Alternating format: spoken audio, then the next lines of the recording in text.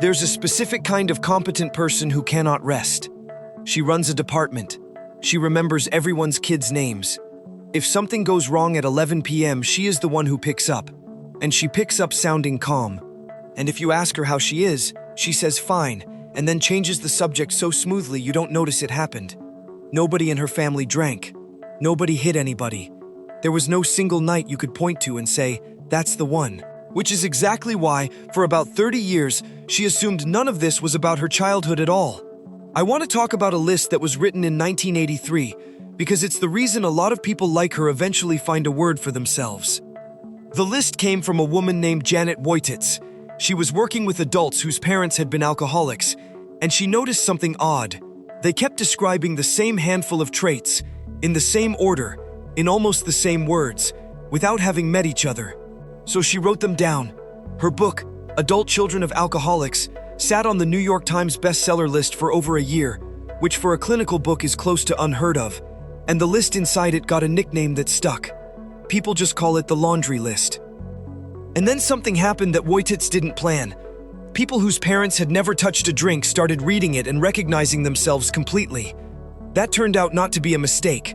The traits weren't really about alcohol. They were about growing up in a house that was chronically unpredictable, or chronically silent, or chronically arranged around one person's moods, and alcohol is only one of the things that does that.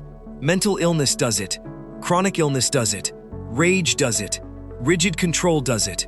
So does a parent who was simply, permanently, somewhere else, which is why you can have a childhood with no incidents in it and still come out with the whole set.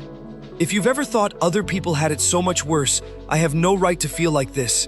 That sentence is, by itself, one of the items on the list.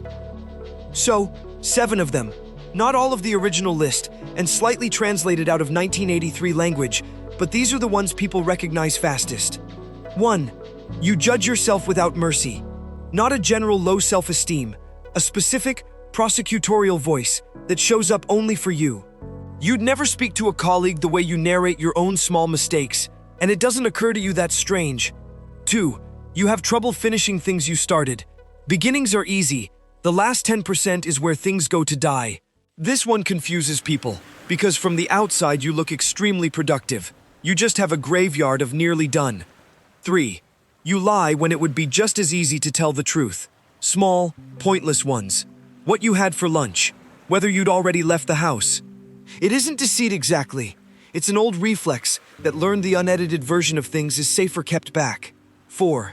You look for approval and lose yourself in the process.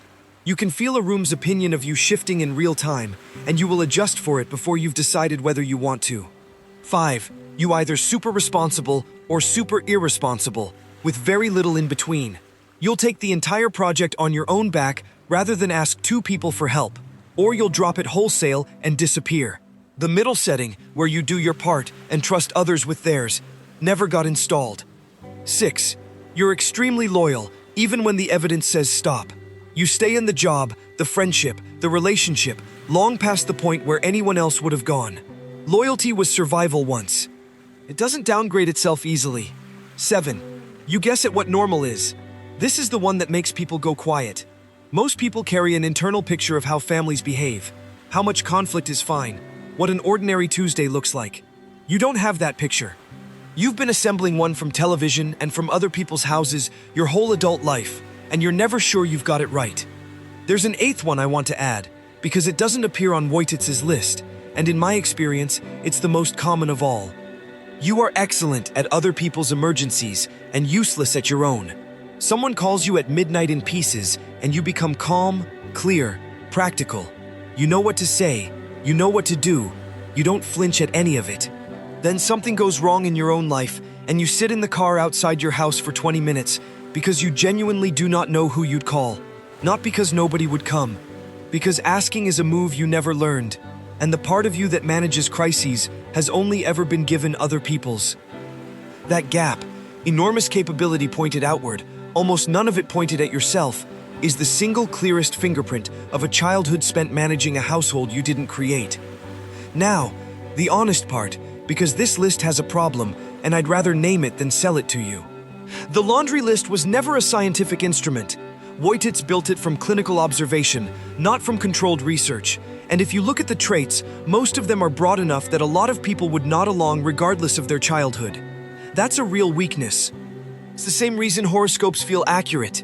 So here's the test I'd offer instead of, does this sound like me? Ask, does this cluster together? And has it been there since before you'd have chosen any of it?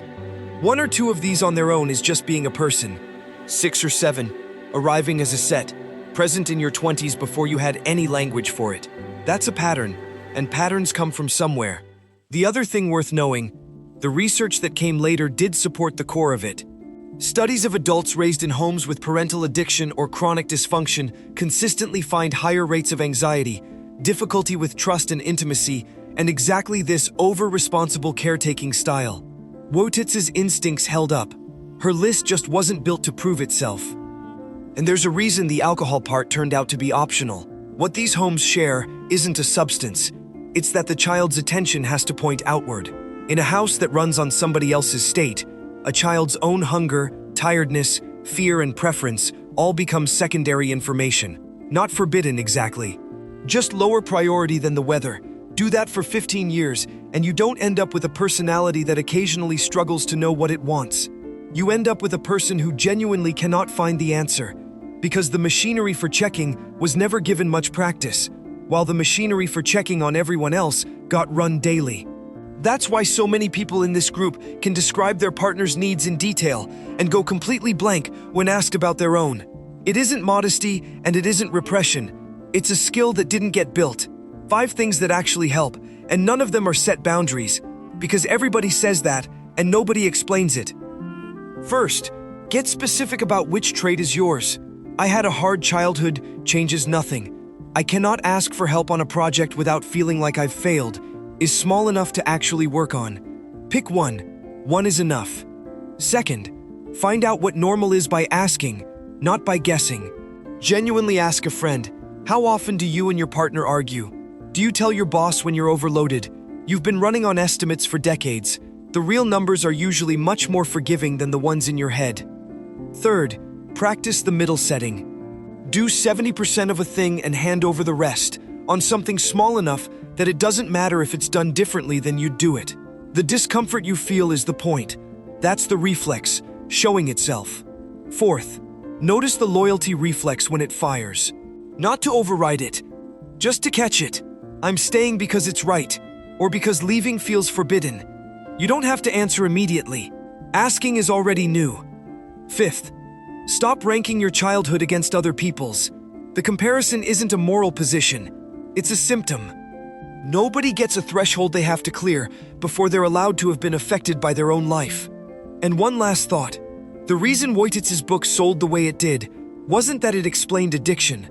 It's that a very large number of people read a list of traits they'd assumed were personal failures and found out those traits had a shape, a history, and a name, and that other people had exactly the same ones. That's most of what this is for, not to hand you a diagnosis. Just to move a few things out of the column marked, "What's wrong with me?" and into the column marked, "What happened to me?" and "What I built to get through it." Those are very different columns. Almost everything gets easier once things are filed in the right one.